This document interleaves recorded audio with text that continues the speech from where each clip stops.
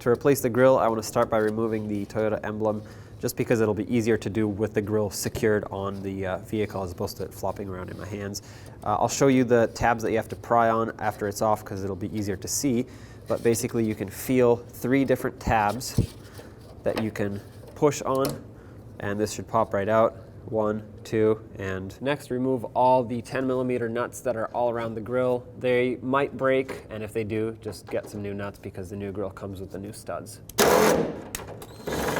Or they might strip out inside, which we'll fix that later. Yep, that one too. You can install this as is, but I like to put just a little bit of anti-seize on these threads. So now you can line these up and push them through.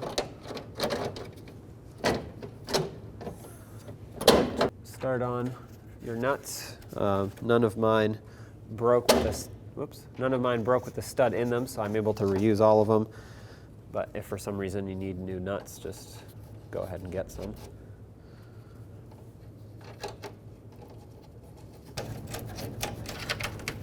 Snug them up, but be very gentle because you don't want to break it.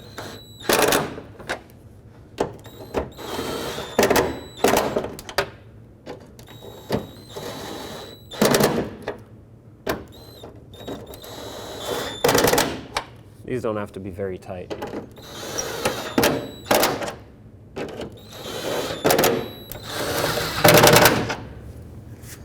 All right, now put it down and we'll reinstall the emblem. Go ahead and put on your emblem, press it on and make sure it clicks into place, and now you're all set.